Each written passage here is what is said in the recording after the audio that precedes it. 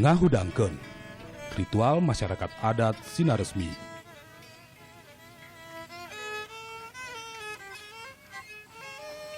Ritual yang wajib mereka lakukan sebelum padi hasil panen ditumbuk dan dimasak menjadi nasi. Ritual adat ini dipimpin langsung oleh Abah Asep Nugraha, Ketua Adat Kasepuhan Sinaresmi. Ngahudangkeun artinya membangunkan padi yang ada di dalam leit atau lumbung. Ritual ini berkaitan erat dengan kepercayaan adat Kasepuhan Sinaresmi yang menganggap padi bukan hanya sekedar sumber makanan, namun makhluk hidup. Saking sakralnya padi ya untuk di Abah itu. Jadi ibaratkan kan di sini padi padi itu tidak boleh dijual beli, tidak boleh dikomersilkan. Filosofinya lebih ke, karena menganggap padi itu ada istilah Dewi Sri. Srinya di situ sama dengan diri kita sendiri. Makanya tidak boleh diperjualbelikan.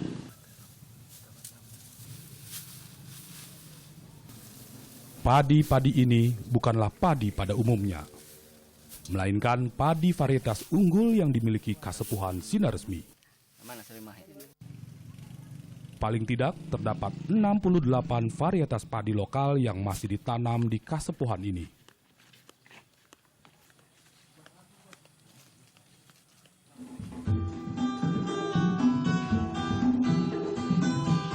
Kasepuhan adat Sinaresmi terletak di Dusun Sirnaresmi, Kecamatan Cisolok, Kabupaten Sukabumi, Jawa Barat.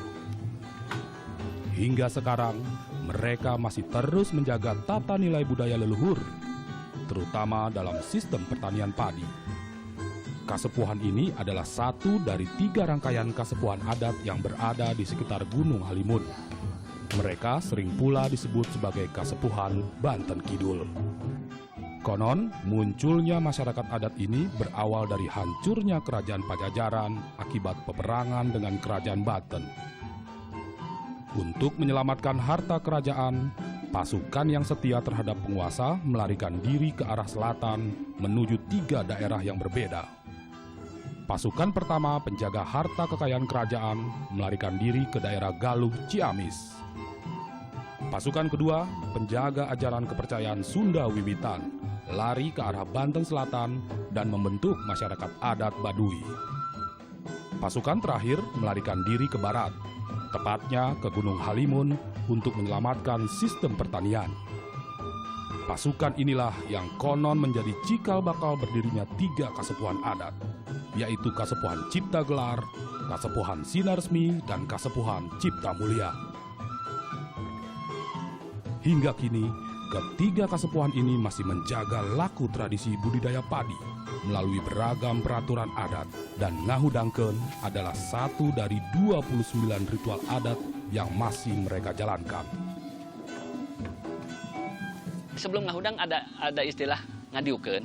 Ada ngadiukeun itu netepkeun, kalau istilah di ini mungkin kalau orang tidur. Jadi kalau orang tidur kan harus dibangunkan dulu. Istilah sini ngedihudang. Dihudang itu dibangunkan.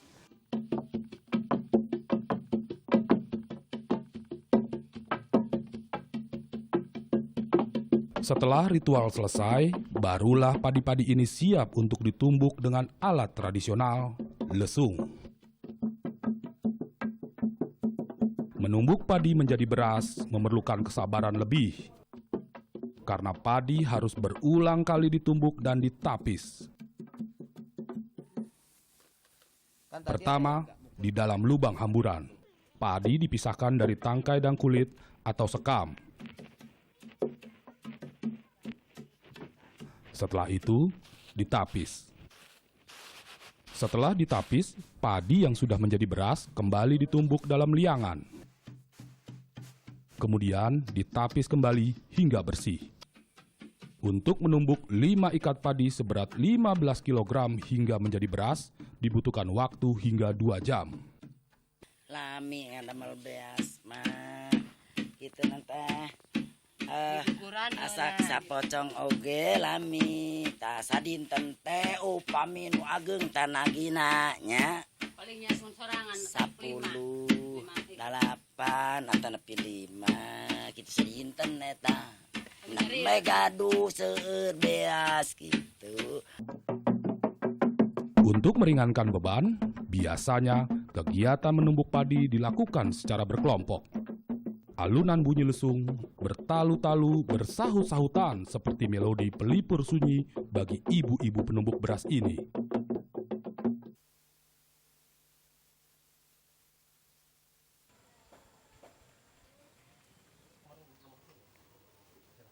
Jumat, 5 Juni 2015 adalah hari yang ditunggu-tunggu bagi warga Kasepuhan Adat Sinaresmi. Puluhan warga berbondong-bondong mengunjungi rumah gede, kediaman Abah Asep Nugraha. Mereka hendak mengikuti ritual adat Nganyaran, yaitu mencicipi nasi pertama hasil dari panen padi tahun ini. Ritual ini dilakukan sebagai wujud rasa syukur warga atas berkah yang mereka dapatkan pada panen tahun ini. Ritual ini penting bagi mereka, karena sebelum ritual ini terlaksana, warga Kasepuhan Sinaresmi tidak diperbolehkan menikmati hasil panen mereka tahun ini. Bagi masyarakat Kasepuhan Sinaresmi, selain ritual adat Nganyaran, dalam setahun setidaknya terdapat 29 ritual lain yang mereka lakukan terkait dengan padi. Mulai dari ritual turun nyambut ketika pertama kali mencangkul sawah, ngahuru atau membakar sekam di ladang, hingga mensyukuri hasil panenan atau serem tahun.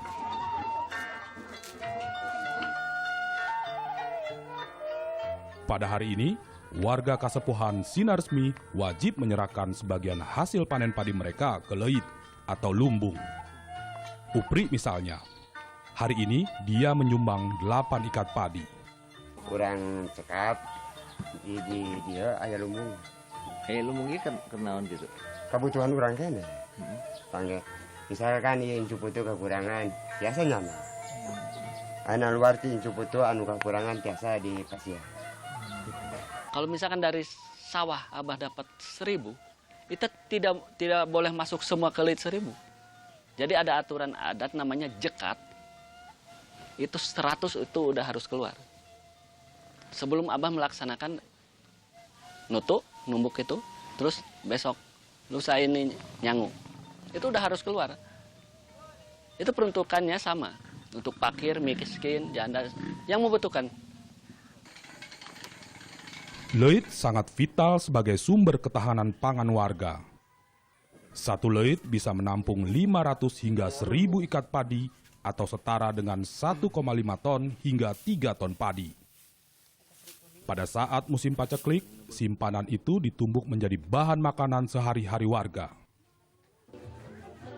Tak hanya kaum laki-laki yang bergotong royong menyumbang padi, kaum perempuan pun bergotong royong menyiapkan segala rupa kebutuhan ritual adat. Sejak pagi, mereka berkumpul untuk memasak beragam lauk pauk yang akan dihidangkan pada puncak ritual Nganyaran atau mencicipi nasi pertama hasil panen tahun ini.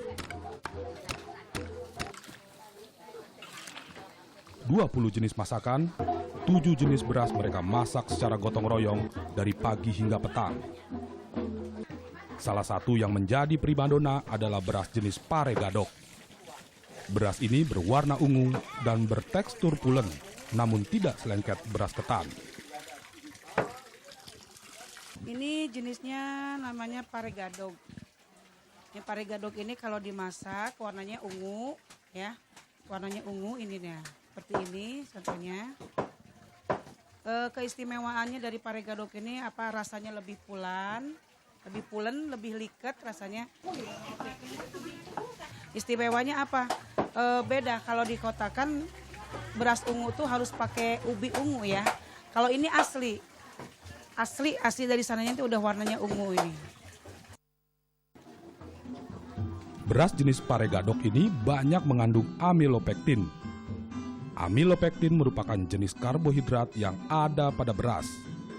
Selain menentukan kandungan gizi, amilopektin juga menentukan struktur fisik nasi yang dihasilkan dari beras.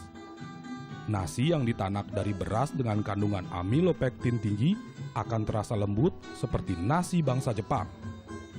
Selain mengandung karbohidrat jenis amilopektin, beras juga mengandung karbohidrat jenis amilosa. Jika beras memiliki kadar amilosa yang lebih tinggi dibandingkan amilopektin, struktur nasi yang dihasilkan akan lebih keras atau sering disebut perak.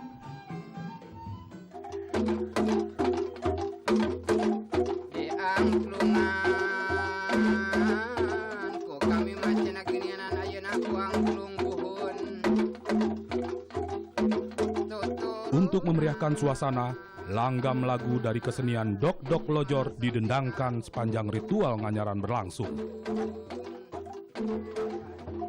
Inti ritual ini dipegang oleh Ambu, istri Ketua Kasepuhan Adat Sinaresmi. Ambulah yang bertugas memasak beras pertama dari hasil panen tahun ini. Uniknya, ketika prosesi memasak nasi berlangsung, Ambu tidak diperkenankan untuk berbicara dan mencicipi hasil masakannya. Selain itu, beras pun hanya boleh dimasak menggunakan tungku batu cadas.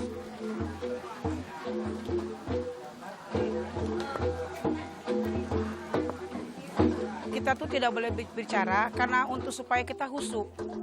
Khusyuk istilahnya kita sama aja kita dalam melaksanakan sholat, ya kan. Di dalam sholat kita juga tidak boleh berbicara kan kecuali itu. Setelah itu juga cuma jampe-jampe yang kita ucapkan dalam hati, cukup dalam hati.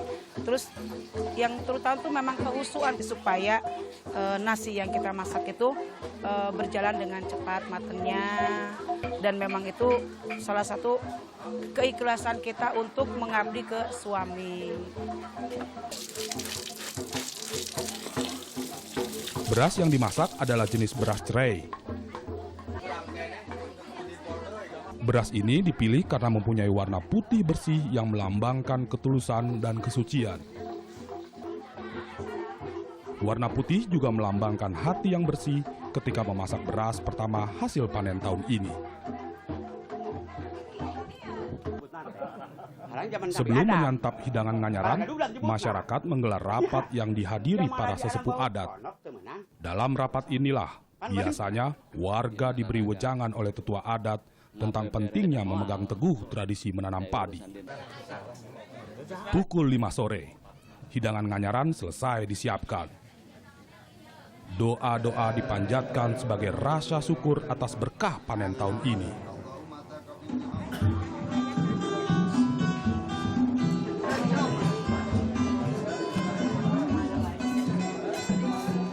Warga pun bersukaria menyantap nasi nganyaran.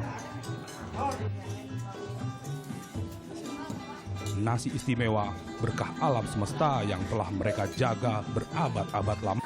Kebutuhan warga itu banyak. Ini misalkan kalau udah butuh yang lain, akhirnya dijual ke orang yang bukan orang adat. Itu yang susah. Jadi kalau bukan orang adat berarti semaunya dia, karena dia tuh udah tidak pegang adat. Gitu. Adat susah untuk mengontrol itu. Adat punya kekuasaan untuk megang tanah. Sebetulnya balik lagi ke orangnya. Kalau orangnya masih patuh terhadap adat itu nggak keluar, ya nggak masalah. Tapi ini justru kan tadi sudah tidak pakai adat lagi. Itu yang jadi masalah.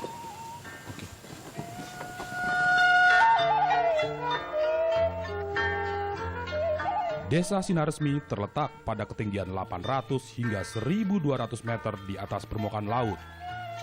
Kondisi alam yang berbukit-bukit dengan banyak sumber mata air membuat Kasepuhan ini sangat cocok sebagai tempat budidaya tanaman padi.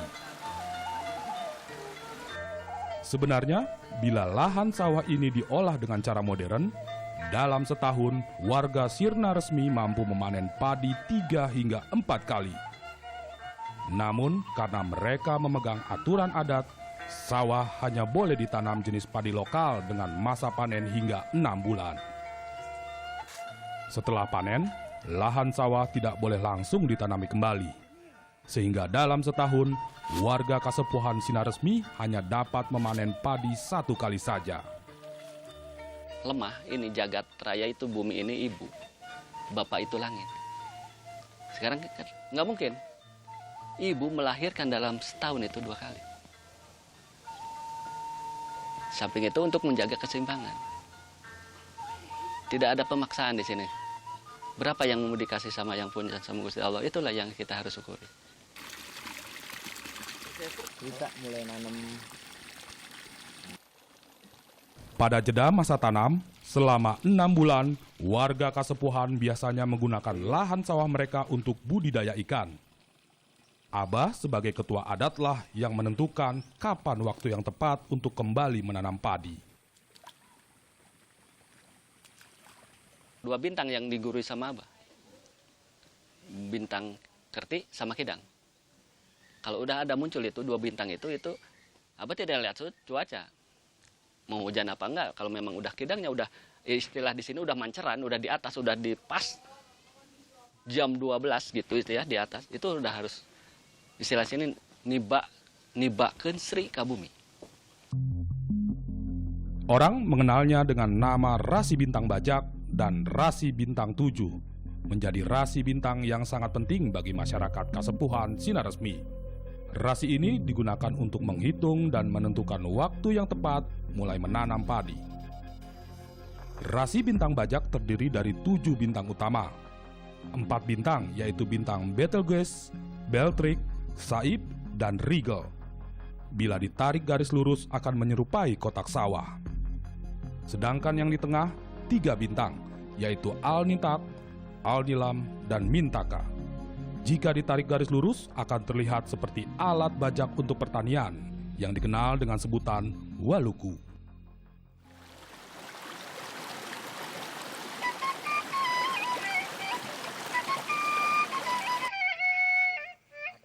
Meski tak mengejar kuantitas panen, Abah Asep mengaku kearifan lokal dan tradisi bercocok tanam padi yang mereka lakukan berdampak positif terhadap hasil panen warga yang selalu melimpah. Mereka bahkan tidak pernah mengalami gagal panen.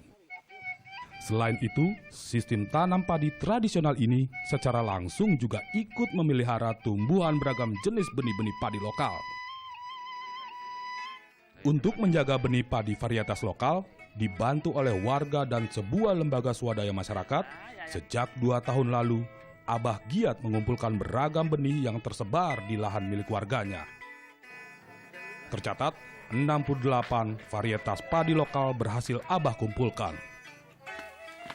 Namun sayang, seiring berkurangnya lahan Kasepuhan Sinaresmi, jenis padi lokal yang mereka tanam juga semakin berkurang. Nanti yang dikhawatirkan sama Abah, jadi si warga untuk memenuhi kebutuhannya itu ngejual lahan. Ya lahan itulah yang tadinya jadi aset buat mereka yang bisa menjaga padi. Kalau misalkan dijual keluar, gimana ya? Jadi Abah juga merasa harus dijaga, jangan sampai terjadi begitu. Karena ada yang datang ke Abah, laporan Abah misalkan beli motor, tapi sama Abah ditanya, ini beli hasil apa? Kalau misalkan jual kerbau, nggak masalah. Jual pohon, misalkan ya tanaman-tanaman pohon yang di sini namanya talun itu nggak masalah juga. Tapi begitu ditanya, itu hasil